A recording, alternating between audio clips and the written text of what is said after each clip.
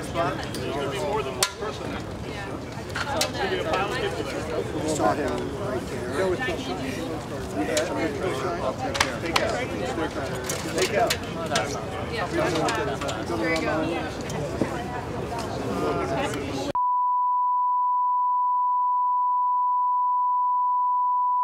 Well, I got to find it.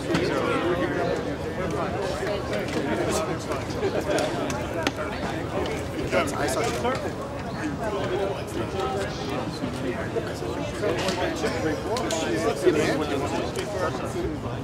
No. Right here. Him with right here. I wonder why it's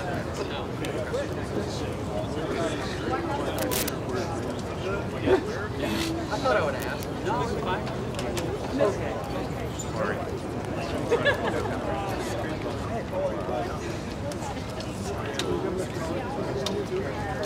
Just lighting money on fire. I don't know. Burning documents. What does that mean?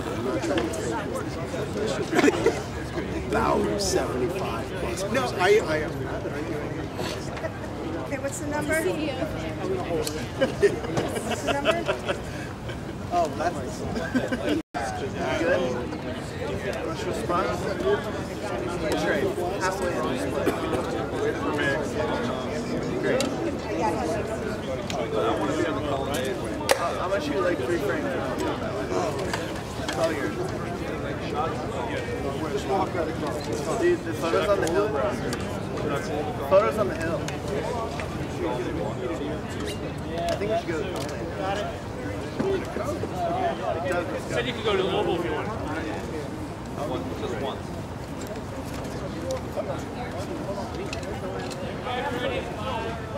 There's no power. 5 minutes. 2 minutes. Austin, Austin, is can that you right? escort us up top? Yeah? Is that? Tony? Hey, Brian, I have no car. All right, I still have tone up. John, I still have. It's up.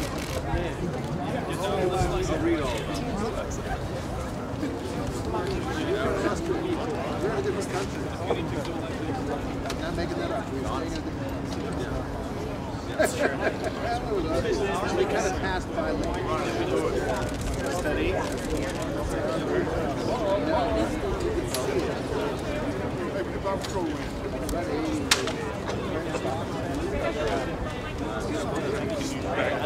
Right there. Take this everybody the way you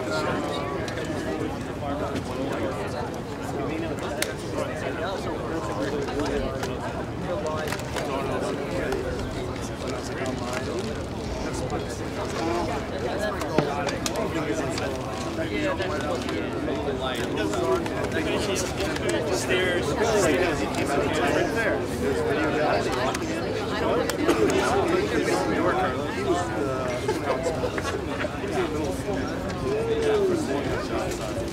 this guy's 3-minute warning, guys. 3 minutes. 3-minute warning.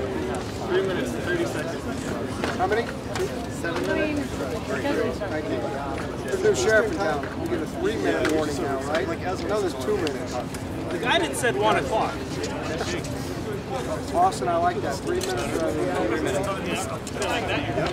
Yeah. Yeah, we're getting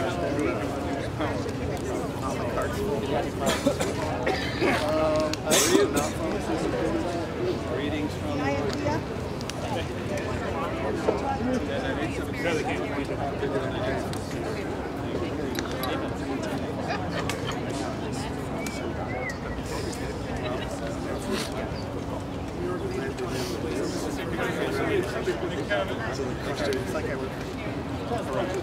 Yes.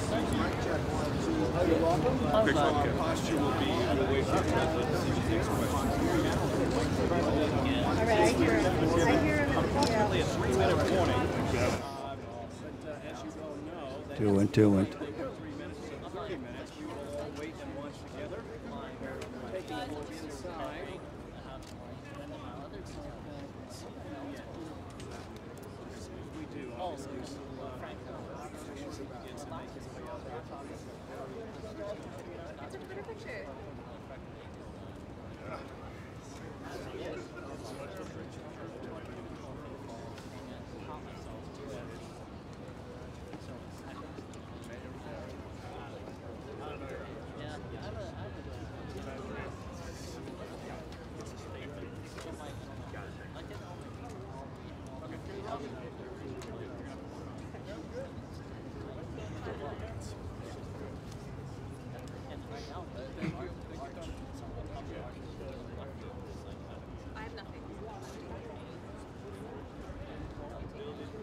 fast. 1 minute. 1 minute. 1 minute. 1 minute out. 1 second.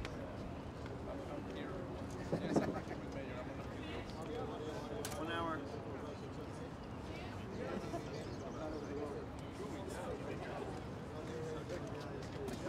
Yeah. Tie it around your waist. Yes. Hear me?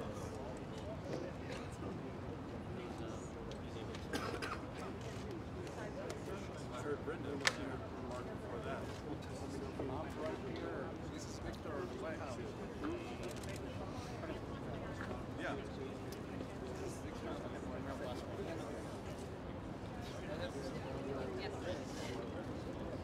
Smash Wi-Fi card. Kevin, can you hear them? Oh, perfect. You? Which be better? Good luck this weekend. Thank you. I'll be on vacation. You too. Hey, Brian, you said 56? Yeah. Yep. Did you hear me before?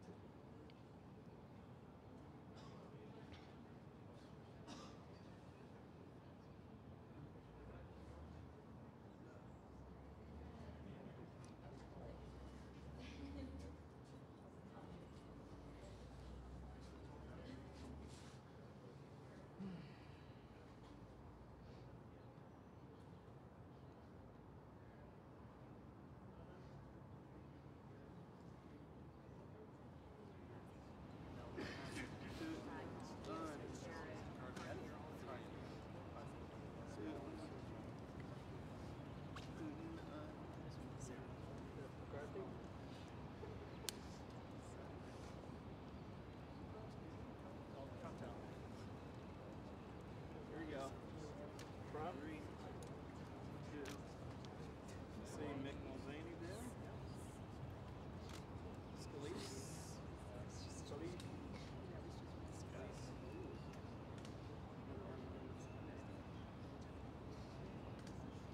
I sure do. I got that.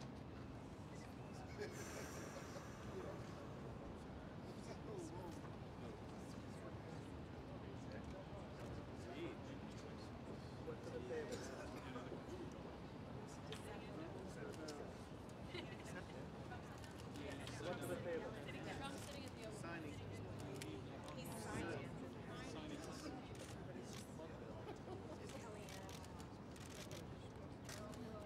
Otis is just Is he signing something? desk there. Sitting at the residence.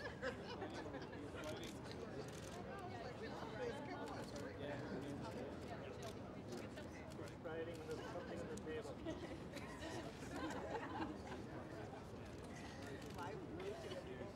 Great, guys. Well done. Relay. There. Stop. Who's up? Here we go. Who's up? Standing up again. President waves at the assembled photographers. Journalists here.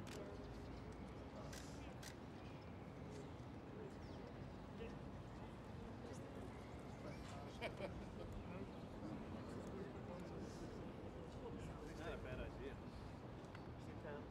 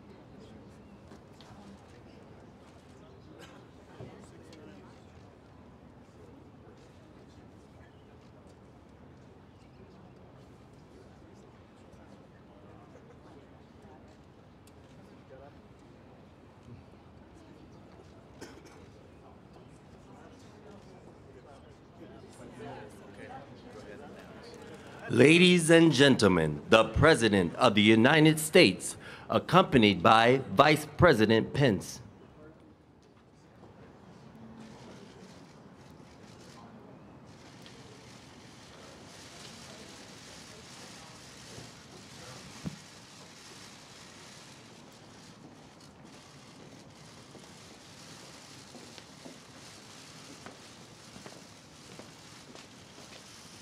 Thank you very much.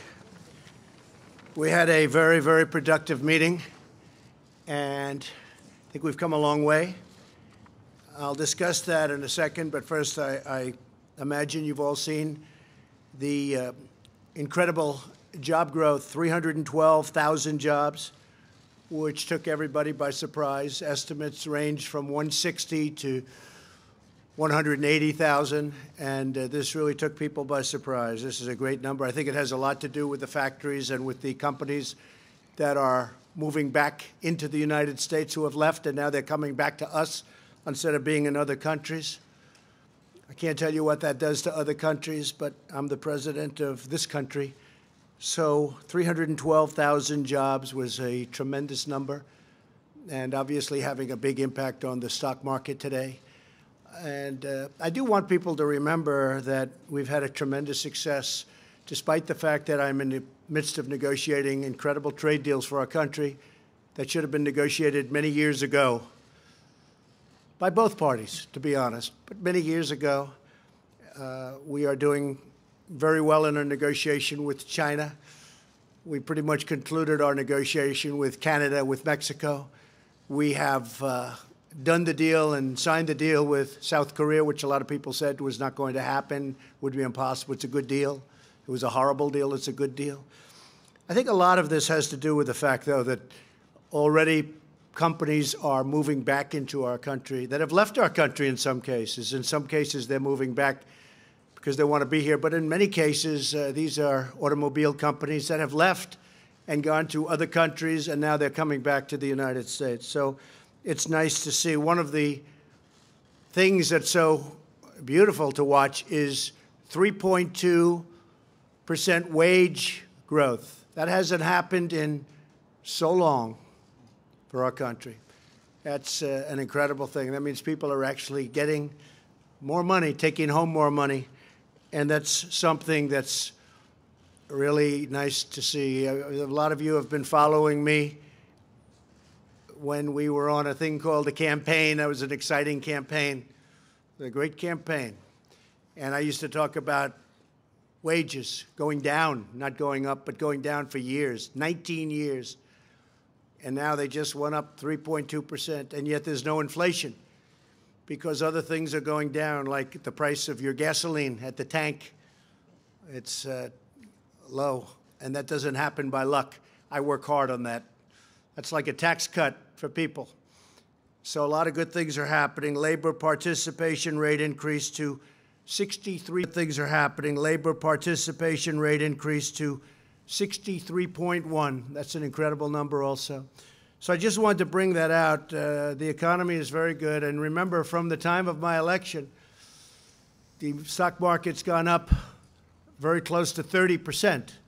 And that's with all of the things that are happening. And there are a lot of things happening. We have a massive trade negotiation going on with China. President Xi is very much involved. So am I. We're dealing at the highest levels, and we're doing very well. We're doing very well.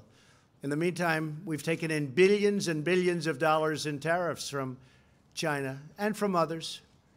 Our steel industry's come roaring back, and that makes me very happy. I think we'll have to build a steel wall as opposed to a concrete wall because we have steel companies again. There's something awfully nice about that sound. So we had a productive meeting today with Speaker Pelosi and Senator Schumer. I thought it was really a very, very good meeting. We're all on the same path in terms of wanting to get government open.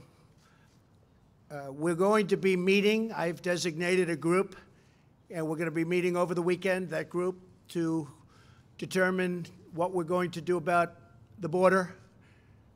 Really, I want to thank a lot of the Border Patrol people and ICE people who came up yesterday. They had a tremendous impact on, I think, a lot of Democrats, frankly, but a lot of people, because they were able to lay out exactly what the problem is. And one of the problems described to me as an example, your ports of entry. We're going to agree with Chuck and Nancy and Steny and Dick Durbin was there.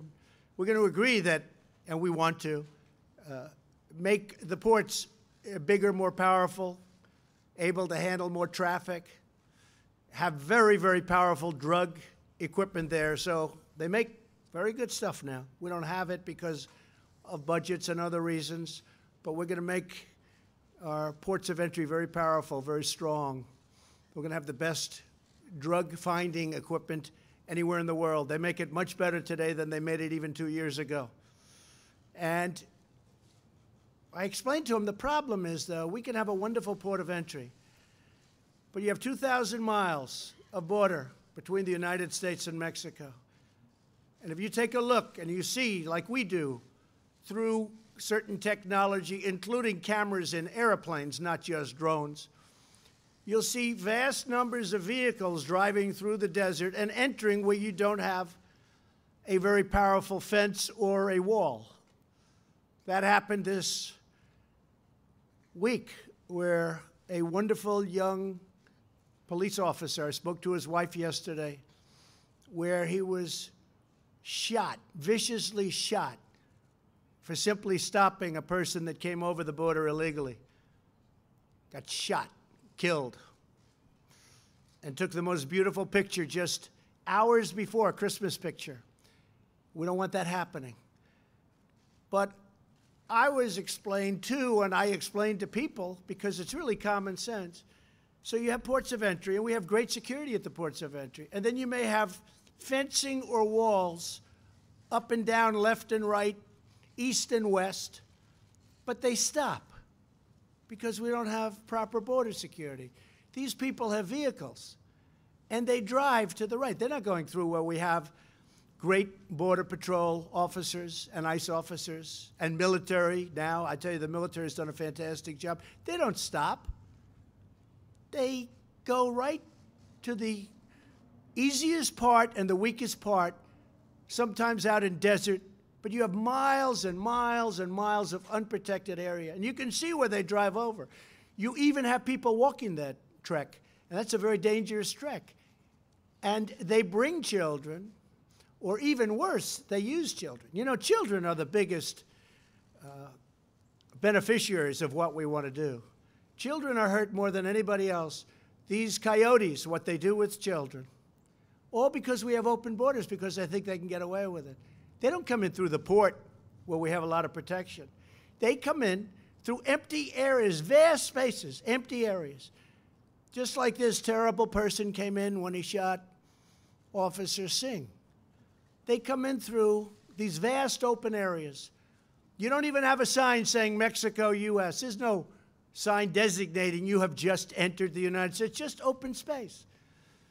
And I explained that to the meeting today with Nancy Pelosi, Chuck Schumer, and a lot of other people at the meeting. And I said, one of the things that happens there is human traffickers. Maybe that's the worst of all, where you'll have traffickers having 3 and 4 women with tape on their mouths and tied up, sitting in the back of a van or a car, and they'll drive that van or the car not through a port of entry where we have very talented people that look for every little morsel of drugs or even people or whatever they're looking for. You're not going to go there. They get off the road, and they drive out into the desert, and they come on, they make a left turn. Usually it's a left, not a right. Most of them come out because in San Diego and in areas of California, we just finished brand new walls, beautiful walls, steel walls. And they wanted them badly. They were asking us. That's why we did it there. I said, let's not do it in California. California always complains through their great governors. They're always complaining.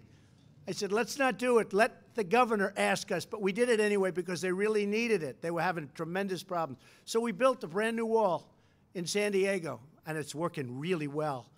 You should go and look at it. It's amazing. It's incredible how well it works. But these coyotes and these human traffickers, they make a right turn before they get to the port of entry.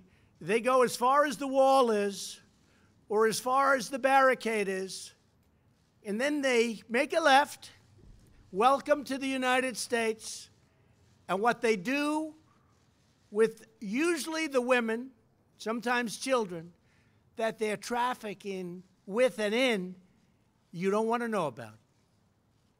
So the only way you're going to stop that is by having a solid steel structure or concrete structure, whether it's a wall or some form of very powerful steel. Now, the steel is actually more expensive than the concrete, but I think we're probably talking about steel because I really feel the other side feels better about it, and I can understand what they're saying. It is more expensive. We mentioned the price that we want $5.6 billion, very strongly, because numbers are thrown around, 1.6, 2.1, 2.5. This is national security we're talking about. We're not talking about games. We're talking about national security. This should have been done by all of the presidents that preceded me, and they all know it. Some of them have told me that we should have done it. So we're not playing games. We have to do it. And just remember, human traffickers. Remember drugs. The drugs are pouring into this country. They don't go through the ports of entry. When they do, they sometimes get caught. When we finish, and the Democrats do want this, they want ports of entry strengthened, and I want to do that too. In fact, we have it down. It's about $400 million, and we can have the best equipment in the world.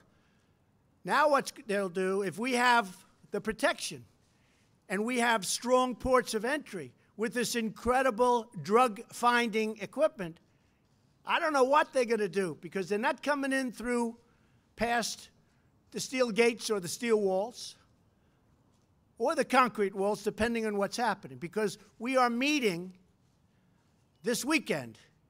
We have a group. I've set up a group. They are going to tell us who their group of experts and probably people in the Senate and congressmen and women are going to come. And we have 3. I said, give us 3. Then I said, you know what? Send over 9 or 6 or 3 or 2. Doesn't matter. Send over whoever you want. But it's common sense. So now when they make that turn, they make it, and now all of a sudden they can't go any further, and they have to go back. And that's going to stop the caravans for 2 reasons. Number one, they're not going to be able to get through. But when they realize they can't get through, what's going to happen? They're not going to form, and they're not going to try and come up.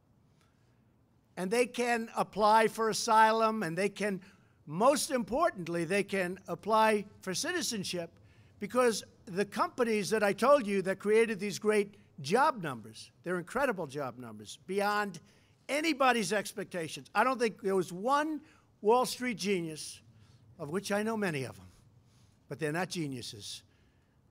There's not one that predicted anywhere close to these job numbers. I thought they were going to be good, but there wasn't one that I saw.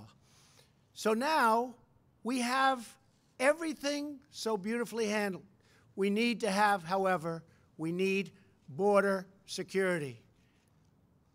And all of this security, if we do what I think what the Democrats want, all of the border things that we'll be building will be done right here in the good old USA by steel companies that were practically out of business when I came into office as president, and now they're thriving. You call up the heads of U.S. Steel, and I could name 10 companies. You look at what's going on in the steel industry. It's almost a miracle. It was a dead industry. We need steel for defense. We need steel for a lot of things, steel and aluminum. But those industries were in deep trouble. The steel industry was almost dead, and now it's a very vibrant, vibrant industry.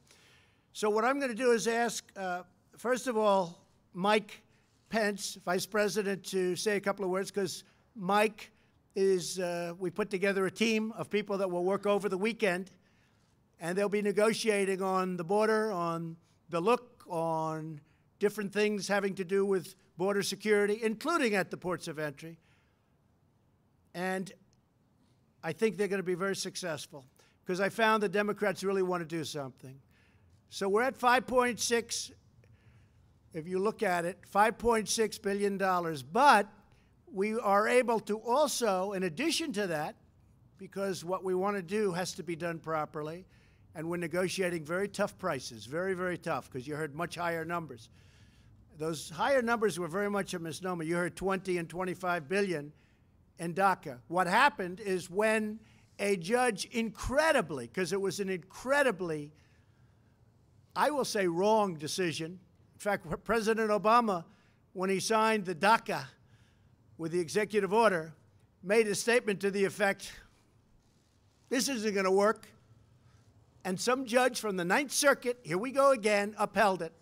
And then it was upheld by the Ninth Circuit appellate, and now it's going before the United States Supreme Court, and hopefully that will be properly adjudicated, because if it is, talks will begin on larger immigration matters having to do with DACA, having to do with other things. So that is taking place. We may add a few things onto our discussions over the weekend, but I'm going to ask Mike Pence, and then I'll have Leader McCarthy say a few words, and we'll take a couple of questions.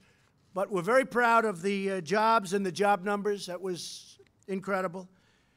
And I think I'll be even more proud if we can have great border security for the first time in really the history of our country. The southern border is a dangerous, horrible disaster. We've done a great job, but you can't really do the kind of job we have to do unless you have a major, powerful barrier, and that's what we're going to have.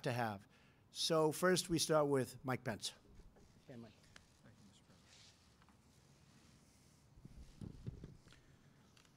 Thank you, Mr. President. We are nearly 2 weeks into a government shutdown, but our nation is also in the midst of a crisis on our southern border. And today, President Trump convened for the second time this week Republican and Democrat leaders from the Congress to address both issues. And we are truly grateful for the candid and constructive dialogue that took place today here at the White House with Speaker Pelosi and Leader Schumer, with our Republican Senate leadership as well. And we look forward to continued dialogue over the course of this weekend. Make no mistake about it, we are in the midst of a crisis at our southern border. Every day, nearly 2,000 people are apprehended or stopped attempting to come into our country that have no lawful claim to be here. Last year alone, 17,000 individuals with previous criminal records were apprehended attempting to come across our southern border. Every day, all across this country, in a single week, 300 Americans lose their lives to the scourge of heroin addiction. 90% of the heroin in this country flows through our southern border. And the human trafficking that the President just described so compellingly. Last month alone, 20,000 minors were brought alone across our border, were interdicted by Border Patrol personnel. You heard the President's passion today here at the podium.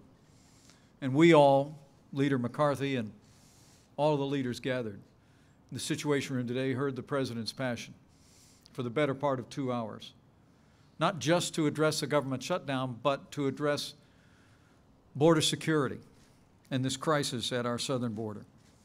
And today, President Trump provided the kind of leadership that the American people expect in such a moment. He made it clear that we are committed to achieving border security as we resolve this budget impasse. He made it clear that we are going to build a wall on our southern border.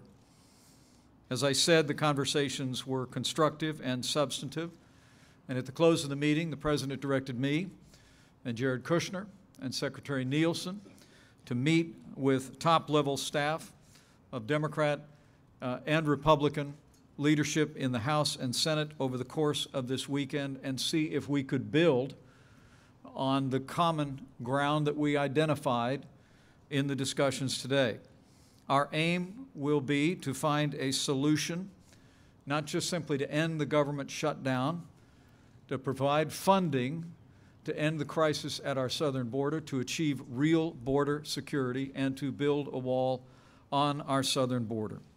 And Mr. President, I promise you, as you promised the Republican and Democrat leaderships today, that we will work earnestly over the weekend. We will work in good faith. The American people deserve nothing less, and we enter this weekend and these discussions hopeful. Again, not simply that we will end a budget shutdown, but that we will make finally meaningful progress on securing our southern border to prevent the flow of narcotics, human trafficking, illegal immigration that has so beset our country now for more than a generation. And with the President's leadership and direction, we'll hope to accomplish just that. Thank you, Mike. Thank you very much. Kevin? I came down for the second time this week. Basing on the meeting that we had earlier in the week, I didn't expect the meeting to last very long. It was 2 hours. This was much more productive than we've had in any other time. I think there's places that we can find common ground. The President was very strong what he needs to have happen here. We need border security. We want the government to open. But I found in our discussion, sometimes we're tough, but there is areas that we can find agreement on. That's when the President interjected, that he actually thought what would be best, that he would designate 3 individuals, with the Vice President being the lead, that work through the weekend, build on this progress, and that each leader would also send. The President was very kind to the Speaker. I think you said she could bring twice as many, right? If need be. 5 times as much. I know Mitch McConnell, the leader McConnell's sending down. I'm sending members down, staffers, that can work throughout the weekend. I know the President said he will call us back next week, invite us back as well. We want to solve this problem. There is a great need to do it, and we can get it done. It just has to have the will. But I see the will from this administration. I will promise you this. I will work with anybody who wants to move America forward, secure our border, and put this government back open. And I'm making that pledge here. And I hope every other leader will make that pledge as well. And if that means we're staying in the room to get it done, we will stay in the room and get this job done. And there was progress today. I look forward to solving it. Thank you, Steve. Steve, please. Thank you, Mr. President. And I thought we had a very important and productive meeting today. And what this has always been about is securing the border and keeping America safe. I want to thank the President for the commitment that he's made for over 2 years now to achieve what many presidents promised, and we've seen the promises, but it was never followed through with actual law that gets this job done. Secretary Nielsen has gone over the numbers, and the numbers are alarming. You know, one of the numbers that jumps out is last year, in 2017 actually, over 3,700 known or suspected terrorists tried to enter into this country. These are serious numbers. When you see the human trafficking, in 2017, our ICE agents saved over 900 kids. 1 year alone, saved over 900 kids from sexual assault and human trafficking, things that are happening at the southern border because there's no wall, there's no physical barrier. There's no way to actually control ports of entry.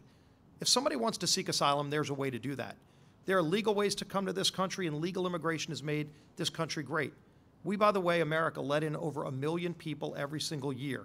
By far the most generous nation in the world.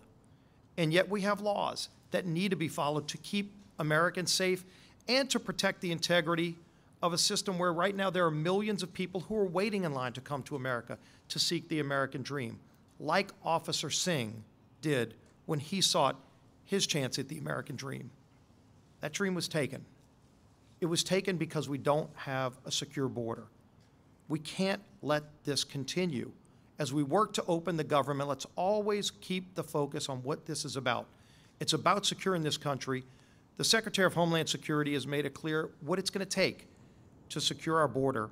President Trump is following through on that commitment to keep America safe. And hopefully, as we work through the weekend, we can get a resolution that achieves all of those objectives.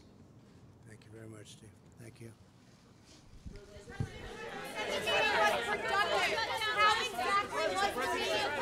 Major, go ahead. Sure. Mr. President, Senator Schumer came out and said that the meeting from his point of view and Speaker Pelosi's was contentious. He also said, you said in the meeting, this is him quoting you, I just want to check, that the shutdown could go on for months or even a year or longer. Did you say that? And I is did. that your I did. Is that your assessment of where we are? That. Absolutely, I said that.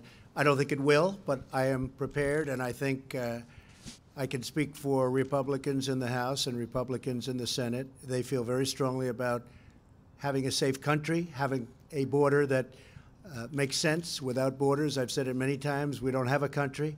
I hope it doesn't go on even beyond a few more days. It really could open very quickly. I told them that bring who you want. We have 3 people. You can ideally bring 3, but you can bring 6, you can bring 9, you can bring 12. And they're going to be working over the weekend. I think it may have been somewhat contentious, but I think it was very productive. I have to say that. And I think he said that, too. What was the productive part from your point of view, Mr. President? Did the Democrats move at all in your direction on funding of a border barrier? Well, I don't want to get into that because I don't want to put them in a position where they have to justify anything to a lot of the people that they have to make happy. We want to save lives. We want children to be safe. The children are being decimated. And I'm not talking about necessarily children in our country. I'm talking about wonderful children that are coming up from other places, whether it's Honduras or Guatemala or El Salvador or Mexico or other places. And we have to take care of those children also. We can't let them die on the way up. What's happening to women on those caravans, you're not talking about it, but it's horrible what's happening. If they know it's not going to take place because they can't get through because we have a great border wall or fence or barrier, they're not going to come up and you're not going to have the problem. At the same time, they can apply to come into our country legally like so many people have done. And we need people, Major. We have to have people because we have all these companies coming in. We need great people, but we want them to come in on a merit basis, and they have to come in on a merit basis. They can't come in the way they've been coming in for years. I get calls from the great tech companies, and they're saying, we don't allow people at the top of their class at the best schools in the country, we don't allow them to stay in our country. So they end up going back to China and Japan and so many other countries all over the world, and we don't keep them. They get educated at our finest schools, and then we don't allow them through a various set of circumstances to have any guarantees of staying. So we lose out on great minds. We can't do that. We have companies that if we don't change that, and we're working on that, and we discussed that with the Democrats, and I think they agree. We're working on that. But we don't want to lose our great companies because we have a ridiculous policy that we won't accept smart people. So call it politically correct or not. But we have to let these great, brilliant companies have the smartest people in the world. Yes, ma'am.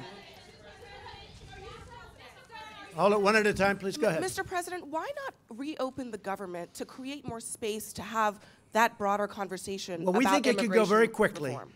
No, we won't be opening until it's solved. We think this is a much bigger problem. The border is a much more dangerous problem. It's a much bigger problem.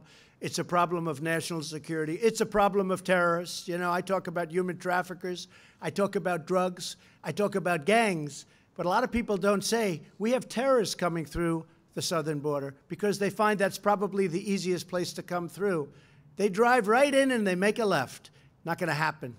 Not going to happen. So we're not going to do that. We won't be doing pieces. We won't be doing it in drips and drabs. And I'll tell you what, I've seen a lot of people over the last week and a half. I've been right in this magnificent structure right behind you. It's called the White House. And I was here on Christmas, and I was here. My family was in Florida. I said, go to Florida. And I didn't even find it to be a lonely place. There's something very special about the White House. But I was here Christmas. I was here on New Year's Eve. And I will tell you, the people that I've spoken with, and I've gotten to meet a lot of people that I wouldn't have met. A lot of people have been coming through the White House and explaining different things and different attitudes. A lot of people that you think are upset, and certainly they're not thrilled, but they say, sir, do the right thing. We need border security. And these are people that won't be getting paid. Border Patrol yesterday was saying, sir, we're affected by it. Do what's right. It's time. This is after many, many decades. Many, many decades. This should have taken place a long time ago. We're going to get it done. Yes, ma'am. Thank you.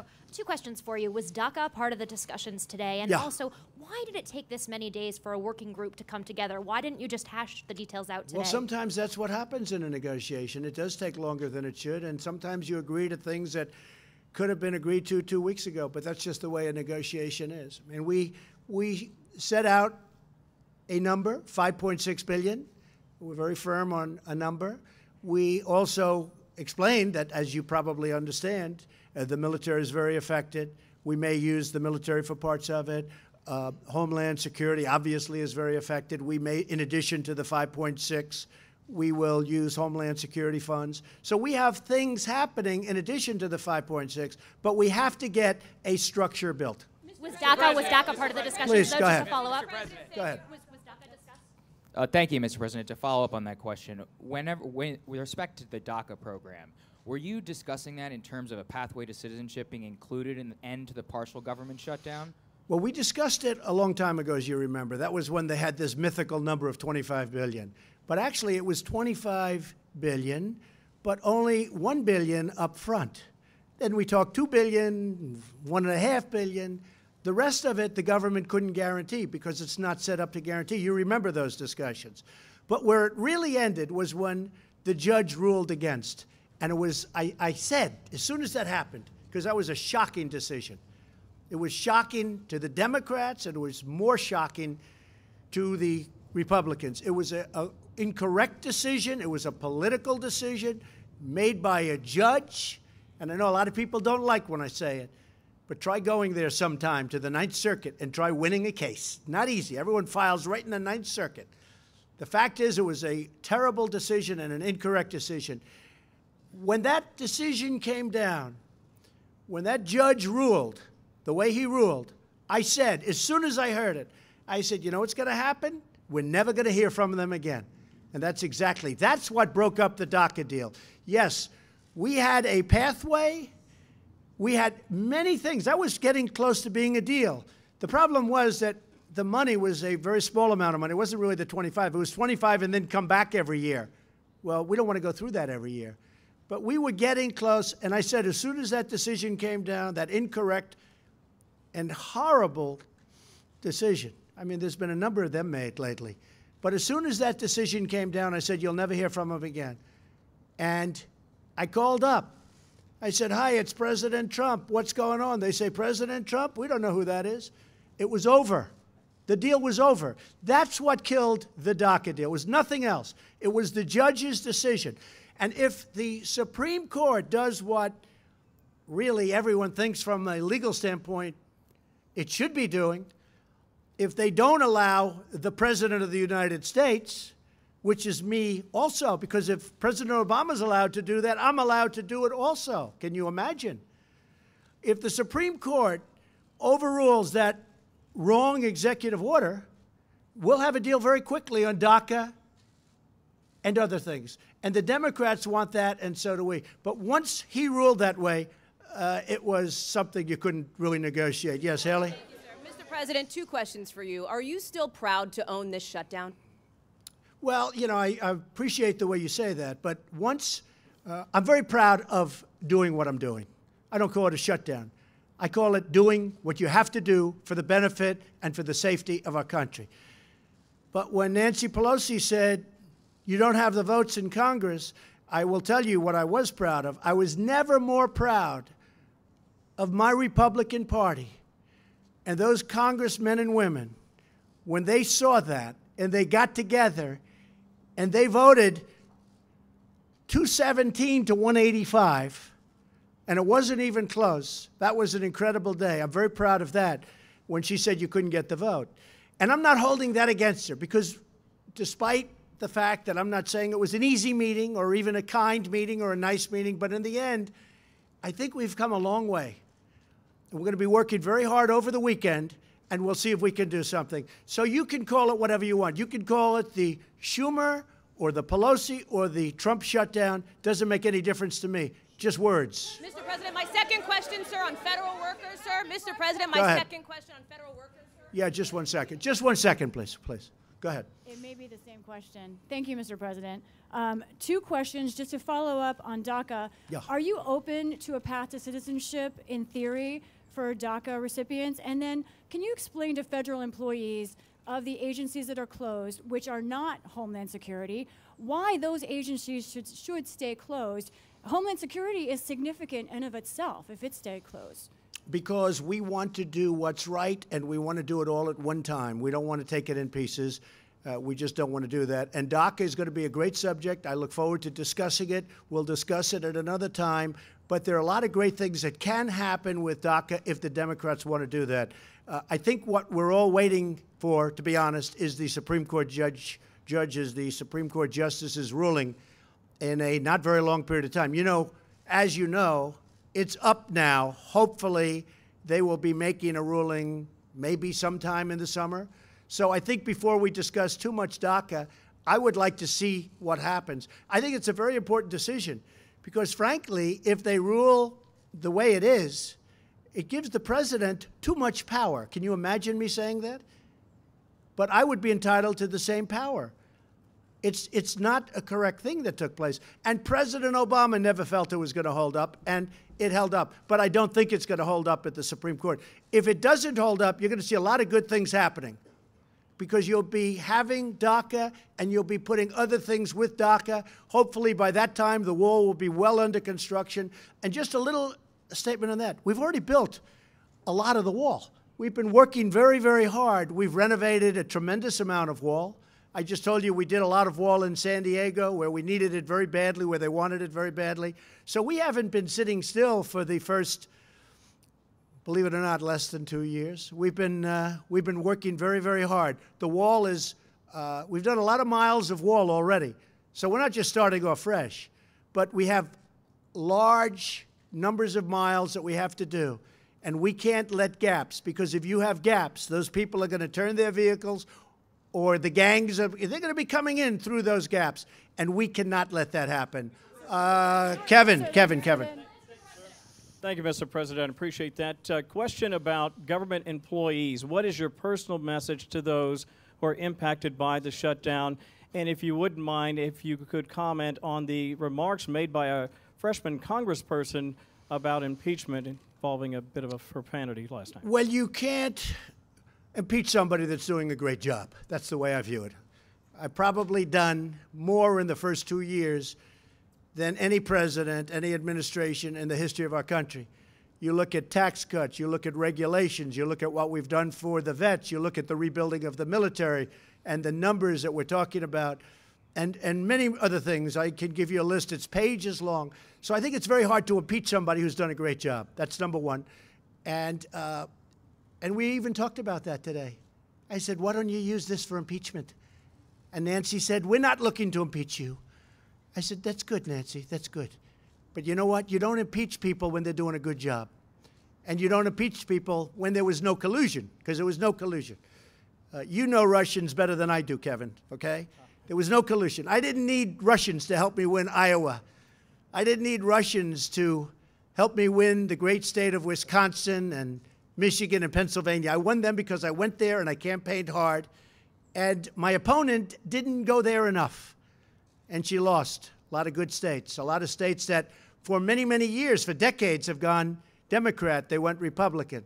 That's why I won, not because of Russia. Your comment about the freshman congressperson's comments specifically about... Well, I thought her comments were disgraceful. This is a person that I don't know. I assume she's new. I think she dishonored herself, and I think she dishonored her family. Using language like that in front of her son and whoever else was there, I thought that was a great dishonor to her and to her family. I thought it was highly disrespectful to the United States of America. Yes. Go ahead. Thank you, Mr. President.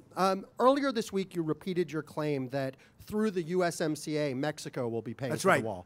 Can you describe in detail the specific mechanisms in the trade deal that will Well, you're make going to be Mexico seeing it pay very for the soon. wall? We made a new deal, a new trade deal. NAFTA has been one of the great disasters of all time, probably the worst trade deal ever made, maybe. We lost millions of jobs, thousands and thousands of companies. NAFTA left our country dry. NAFTA was a disaster. I campaigned on either terminating or renegotiating NAFTA. And Bob Lighthizer and Jared Kushner and a whole group of people did an incredible job. They did an incredible job. And now we have a deal that's great for our country. And by the way, good for Mexico, good for Canada also. As you know, it's the three countries. We will be taking in billions and billions of dollars more money for the United States, including jobs, including companies that won't be leaving us anymore and going to Mexico, and in some cases, Canada to a lesser extent. But we lost 25% of our car business because of NAFTA. NAFTA was a disaster. Now we have the USMCA. It's the United States, Mexico, and Canada trade agreement. It's brand new. It's totally different. It makes it very difficult for companies to, incentive-wise, move to other countries. And we will be making billions and billions of dollars a year more money. So why not and use that that is for the wall, paying, though? excuse me, because I didn't have to. That is paying for the wall. Many, many times over. In fact, what we save on the USMCA, the new trade deal we have with Mexico and Canada, what we save on that just with Mexico will pay for the wall many times over just in a period of a year, 2 years, and 3 years. So I view that as absolutely Mexico is paying for the wall, and that's fine. Will you be pressuring Putin? Yes, yes, ma'am. Go. You ran your campaign promising supporters that Mexico is going to pay for the here wall we and that go the again. wall was going to be made of concrete. You just said earlier that the wall could be made of steel, and right now our government is shut down over a demand from your administration that the American taxpayer pay for the wall. So how can you say you're not failing on that promise to your supporters? Very nice question, so beautifully asked, even though I just answered it. You didn't Look, answer. let me The just tell you, USMCA excuse has me, not even excuse passed me, Congress excuse me, yet, are you sir. ready? Are you ready? I just told you that we just made a trade deal, and we will take in billions and billions of dollars, far more than the cost of the wall. The wall is peanuts compared to what the value of this trade deal is to the United States. As far as concrete, I said I was going to build a wall. I never said, I'm going to build a concrete. I said I'm going to build a wall. You said just so you don't, because I know you're not into the construction business, you don't understand something. We now have a great steel business that's rebuilt in the United States. Steel is stronger than concrete. If I build this wall or fence or anything the Democrats need to call it, because I'm not into names, I'm into production. I'm into something that works. If I build a steel wall rather than a concrete wall, it will actually be stronger than a concrete. Steel is stronger than concrete, okay? In case you could check it out. Listen, if I build a wall and the wall is made out of steel instead of concrete, I think people will like that. And here's the other good thing. I'll have it done by the United States Steel Corporation, by companies in our country that are now powerful, great companies again. And they become powerful over the last 2 years because of me and because of our trade policies. So if I have a steel wall, or you could call it a steel fence, but it'll be more powerful than any of the concrete walls that we're talking about. It's possible that it will look better. And one of the things, I think you have seen this, that's very important for us, very, very important, in speaking to Border Patrol, ICE, and actually local law enforcement, and even military, they want to be able to see through it. You can't really see through a concrete wall. They want to be able to see who's on the other side of the wall.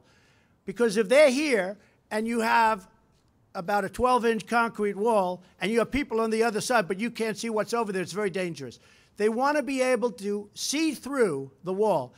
A see-through wall made out of steel is far stronger than a concrete wall. So I'm very happy with it. I think, I'm not sure, but I think that's what the Democrats prefer. And if it can get them there, I'm okay. It actually will be a more powerful wall, and it will be a more beautiful wall than having a concrete wall. So if the new trade deal, Mr. President, Jeff, Mr. Jeff, President, go ahead. if the new trade deal is going to pay Mr. President, Go ahead. Go ahead, Jeff. You mentioned China, sir, in your remarks. Are you concerned about the words and the actions of Apple this week with regard to revenue? And can you tell us what sort of progress you meant when you were referring to trade talks with China? Well, I think we're doing very well. China's paying us tremendous tariffs. We're getting billions and billions of dollars of money pouring into the Treasury of the United States, which in history we've never gotten from China, as you know. It's been very unfair. I had a fantastic meeting with President Xi, who I both like and respect. One of the things that came out of that meeting was fentanyl. As you know, almost all of it comes from China. And he's going to now criminalize the making of fentanyl.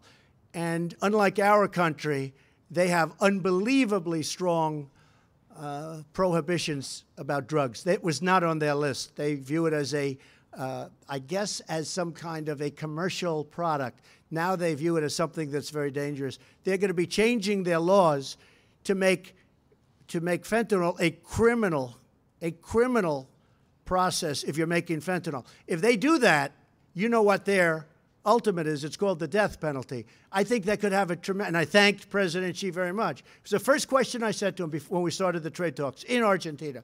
This was a meeting that was supposed to last for about 45 minutes, and it ended up being almost 4 hours. Some of you were there. It was a great meeting. We'll see what happens. You never know with a deal. But I will tell you, China is not doing well now, and it puts us in a very strong position. We are doing very well. But we're taking in billions and billions of dollars, and I hope we're going to make a deal with China. And if we don't, they're paying us tens of billions of dollars worth of tariffs. Not the worst thing in the world. But I think we will make a deal with China. I really think they want to. I think they sort of have to. And I think we're going to have a great relationship. I think that President Xi and myself have a great relationship. Also, North Korea. We're doing very well with North Korea. And that's based on relationship also, yeah. Mr. President, go ahead, one more quick one. Go ahead, Just to follow up, sir. Apple, issued a revenue warning this week, which led its stock to go down and the rest of the stock market to go down as well. Are you concerned about that? No, I'm not. I mean, look, they've gone up a lot. You know, they've gone up hundreds of % since I'm president. Apple was at a number that was incredible, and they're going to be fine. Apple is a great company, but that's not my look. I have to worry about our country. Don't forget this. Apple makes their product in China. I told Tim Cook, who's a friend of mine, who I like a lot, make your product in the United States. Build those big, beautiful plants that go on for miles, it seems. Build those plants in the United States. I like that even better. Apple makes its product in China. China is the biggest beneficiary of Apple, more than us, because they build their product mostly in China. But now he's investing $350 billion because of what we did with taxes and the incentives that we created in the United States. He's going to build a campus and lots of other places. So my focus is the United States. I want to get those companies to come back, like so many are doing, into the United States. I want Apple to make their iPhones and all of the great things that they make in the United States, and that'll take place. Thank you, Mr. Please, go ahead. Thank you, Mr. President. I want to ask you two questions. One, as you talk about the wall, eminent domain. Yeah. Many of those who own property on the southern border will lose their property because of this, and once this happens, they say that they could go to court with you for years. It could take years. Then also, what is a safety net for federal workers?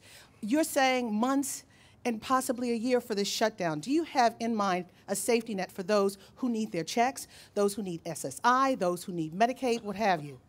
Well, the safety net is going to be having a strong border because we're going to be safe. I'm not talking about economically, but ultimately economically. I really believe that these people, many of the people that we're talking about, many of the people you're discussing, I really believe that they agree with what we're doing. And we can have this, April, we can have this fixed very quickly.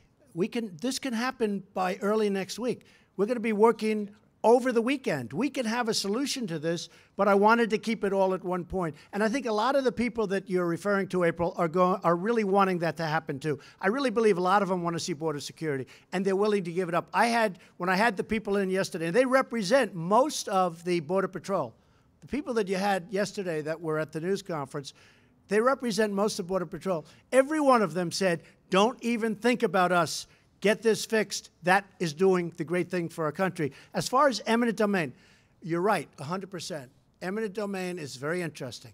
But without eminent domain, you wouldn't have any highways, you wouldn't have any schools, you wouldn't have any roadways. What we're doing with eminent domain is, in many cases, we'll make a deal up front, and we've already done that. The Secretary has done a lot of that. And if we can't make a deal, we take the land and we pay them through a court process, which goes actually fairly quickly. And we're generous. But we take the land. Otherwise, you could never build anything. If you didn't use eminent domain, you wouldn't have one highway in this country.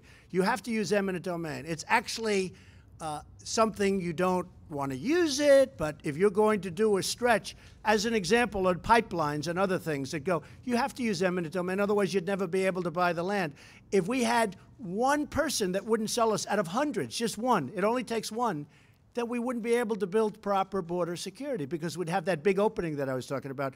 So what happens is some are paid up front. You make a deal up front, and we're willing to do that in all cases. And when they're unwilling to make a deal, which also happens, then you go to court. But in the meantime, we're able to build the border security. So I think it's a fair process. I think it's a process that's very necessary, but I think it's fair. But that couldn't that hold up your wall? No, it's not going to hold it up because under the military version of eminent domain and under actually Homeland Security, we can do it before we even start. Now, a lot of times we'll make a deal. And I would say a good percentage of the time we're making deals. We have already purchased a lot of it. You know, a lot of the money that we've been given has already been spent on purchasing the land, the right-of-way. It's essentially a right-of-way. So we are very, very far along on that. But eminent domain is something that has to be used, usually you would say for anything that's long, like a road, like a pipeline, or like a wall or a fence. Okay? Thank you. Good question. It's a good question. Please go ahead. Thank you. So 2 questions. First, Mr. President, have you considered using emergency powers? Should we keep this going or not, folks? Sure. I just don't want to say, oh, he stood out there. You know, you have so many questions. I'm just looking at Mike and Steve and Kevin. I'm saying, should we? And most importantly, Madam Secretary. None of us brought coats. I'm just, oh, are you cold? Get out of here. Here, take mine. You want mine? No, I'm just saying, should we keep this going a little bit longer? Yes, indeed. Go ahead. So, first, let me know when you get tired. I'm not. Have you considered using emergency powers to grant yourself authorities to build this wall without congressional approval? And second, yes, on I have. Mexico, you have? Yes, I have. And I can do it if I want. So you don't need congressional approval to build the wall? No, we can use them. Absolutely. We can call a national emergency because of the security of our country. Absolutely. No, we can do it. I haven't done it. I may do it. I may do it. But we can call a national emergency and build it very quickly. And it's another way of doing it. But if we can do it through a negotiated process, we're giving that a shot. So is that a threat hanging over the Democrats? I never threaten anybody. But I am allowed to do that, yes. Second question. Called a national emergency. On Mexico, the benefits from that trade deal are going to go to private companies, private citizens. So you're talking about tax revenues. They're going to pay tremendous tax. So it's American taxpayers. I'll give you an example. When a company was going to leave for Mexico, or Canada, but for Mexico, because we've lost tremendous amounts of our car business, like 25%, to Mexico. If they stay, all of those taxes that they have been paying, real estate taxes, sales taxes, employer taxes, tremendous taxes that nobody even understands they pay. They're tremendous. Income taxes, federal income taxes, state income taxes in some cases. All of those taxes stay with us.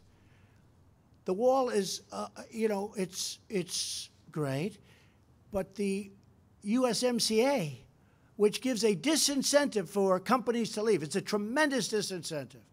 Anybody that leaves after this deal is done, look, it's one of the primary reasons that I like it, because I can live pre-NAFTA, too. The only thing I can't live with is NAFTA. I can live pre-NAFTA, before NAFTA, before everybody left New England and left all of the different places, Ohio, Pennsylvania. I mean, you still have empty steel factories all over the place and other factories. I can live pre-NAFTA very easily. But the only thing I'm not living with is NAFTA. That was one of the worst trade deals ever made. So those are American taxpayer dollars, which you consider essentially Mexico paying for the wall. Well, many, many times over.